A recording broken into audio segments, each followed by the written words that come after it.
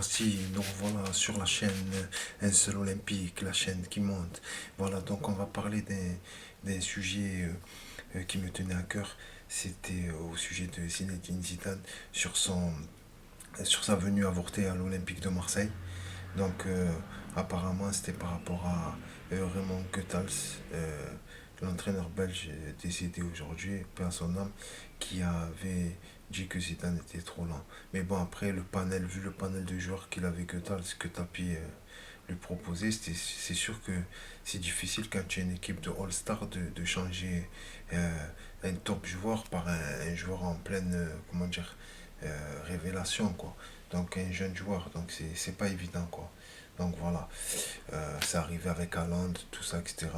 Avant qu'il soit super connu. Donc on va analyser ça.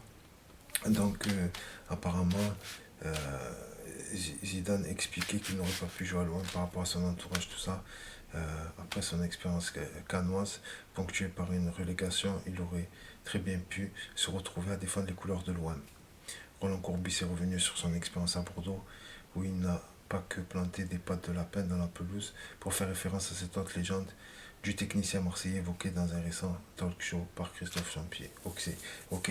Après, il y a Alain Flelou euh, qui parle avec Cannes, qui voulait recruter Zidane, qui devait signer à Marseille.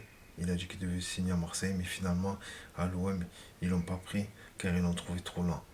Apparemment, ça vient de Goethals. Moi, j'avais dit trop lourd la dernière fois dans une vidéo précédente. Je me suis trompé, je crois qu'il s'est tapé. Mais finalement, c'était Goethals. Mais bon, comme j'ai dit il y a 5 minutes, il y a 2 minutes, là, c'est vrai que bon, c'est comme, voilà quoi. Tu as une équipe de Galactique, tu dois changer tes joueurs, tes attaquants ou ton milieu de terrain. Assez difficile avec les joueurs qu'il y avait à l'OM à l'époque. C'était trop. C'était vraiment difficile, quoi. Il n'y avait que des monstres, que des bons joueurs, quoi. Voilà. Donc, voilà, c'est Alain Flelou qui l'a recruté. Donc, ils l'ont trouvé trop lent. Euh, voilà quoi. Et ben lui, ça a été du pain béni pour lui. Donc, il a pris. Donc, il a récupéré Zidane pour 3 millions de francs. Donc, voilà quoi. Le transfert a eu lieu à l'été 92, en 1992. Voilà quoi. Donc, voilà. L'OM se sépare de plusieurs milieux de terrain. C'est Steven Trevor, le jeune Alain Bogossan qui part en prêt à Istres et bien évidemment Chris Waddle. Alors que Papin Moser quitte également le club, les dirigeants phocéens visent tout de même un sacre européen avec une armada plus cohérente. Rudy Voller est recruté à la Roma, mais aussi Marcel Desailly et Jean-Jacques Edeli à Nantes, ou encore Jean-Christophe Thomas à Sochaux. Dans le secteur, Zinedine Zidane, Zidane dans un rôle de milieu offensif remplaçant, et oui, l'enfant de Béjaïa, de Hagemoun, et oui, alors capable de suppléer, voire d'épauler selon les rencontres l'immense Abedi Pelé. L'OM engagera 2 joueurs, 2 internationaux. Tout d'abord Jean-Marc Ferreri à Auxerre, mais également Raphaël Vasquez au Torino. Et l'on peut toujours avoir des regrets de ne pas avoir vu Zidane intégrer les rangs phocéens à ce moment-là, en pensant au second qui a quitté Marseille pour le Real Madrid dès le mois d'octobre.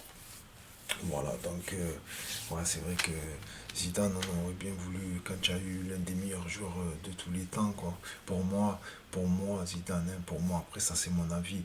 Certes, il y en a qui diront Messi, Cristiano Ronaldo, tout ça, mais je sais pas. Pour moi, Maradona numéro un.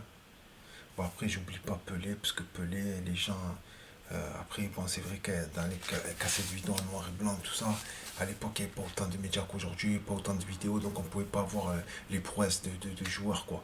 Bon, c'est vrai que Garincha, il me rentrait dans la mémoire avec ses jambes tordues, c'était un dribbleur d'exception. Donc, c'est vrai que, bon, sur le peu de vidéos qu'on a du Brésil, de Pelé, etc., mais bon, Pelé, voilà, quoi. Il a gagné, voilà, quoi. Je crois, si je dis pas de bêtises, je sais pas, je veux pas dire de bêtises, mais il a gagné plusieurs Coupes du Monde. Ah, je sais pas quel âge, là, très très jeune, quoi. Donc, c'est un truc de fou, quoi. Donc, voilà. Euh, c'est vrai que, bon, voilà. Mais bon, je reviens sur Zidane. Zidane, pour moi, c'est le deuxième meilleur joueur de tous les temps, pour moi. Pour moi. Parce que, en fait, moi, la différence que je trouve entre Cristiano Ronaldo, Messi, en fait, Messi jouait dans la meilleure équipe de l'une des meilleures équipes de tous les temps avec le grand Milan AC, le grand OM, le grand Ajax. Il y a eu deux grands Ajax. Il y a eu l'Ajax de Cruyff et il y a eu l'Ajax de Littmanen avec Davids, avec Kluivert, les frères de Bourg, Overmars, Seedorf, laisse tomber. Euh, une équipe de folie, quoi. Que après, que les joueurs ont été récupérés en majeure partie par Barcelone. Donc voilà, quoi. C'est ce que je voulais dire. C'est ça, quoi. En fait, il y a eu plusieurs grandes équipes. Il y a eu le Grand Milan. Euh, voilà, quoi. C'est dans, dans un type de jeu phénoménal, quoi. Voilà, quoi. C'est dans un style de jeu, une identité de jeu propre à un club. Donc voilà, bon, c'est ce que je voulais dire. Il y a eu le Grand Barcelone, le grand Barcelone, du tiki-taka, etc., du football total, engendré par Johan Cruyff, parce que c'est Johan Cruyff qui a ramené ce football là-bas à Barcelone, en Catalogne. Donc c'est son football à lui et c'est le football de l'Ajax qui vient de l'Ajax. Donc voilà, quoi. Et voilà, donc c'est un football de folie, quoi. Donc voilà, et je reviens sur ce que je voulais dire. En fait, Messi et Cristiano Ronaldo, bon, d'ailleurs, tu vois, Karim Benzema aujourd'hui, Karim Benzema, en fait, il se sacrifiait pour Cristiano Ronaldo. Donc il préférait faire marquer que marquer. Donc toute une équipe qui font jouer un joueur. Zidane, c'était le moteur, c'était le poumon de l'équipe, c'est lui qui faisait jouer l'équipe.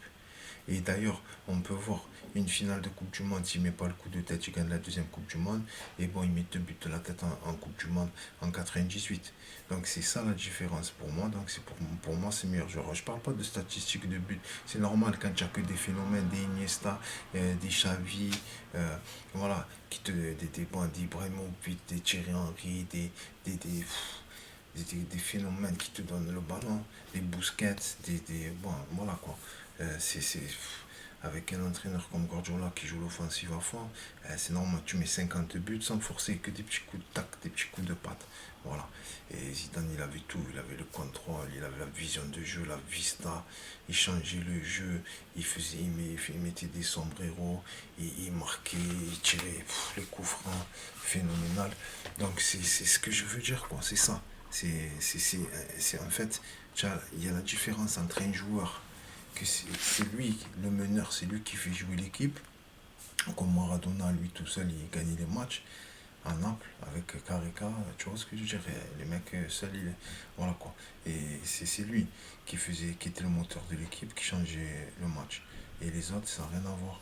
Les autres, c'est toute une équipe de phénomènes, de galactiques qui jouent pour eux, avec des salaires, les meilleurs joueurs du monde, les gros transferts, les gros entraîneurs et tout. Voilà. C'était ma petite vidéo pour vous parler du transfert avorté de Zinedine Zidane à l'Olympique de Marseille. Voilà, par rapport comment dire, un jugement. Voilà, après c'est dur de voir quand un joueur il est jeune, quand tu as une grosse équipe, de pouvoir changer tes valeurs sûres contre un nouveau arrivant, c'est pas évident. Souvent tu vas sur le banc et tu dois faire tes preuves avant tout. Voilà, c'était la vidéo du jour. Zinedine Zidane, transfert avorté à l'Olympique de Marseille.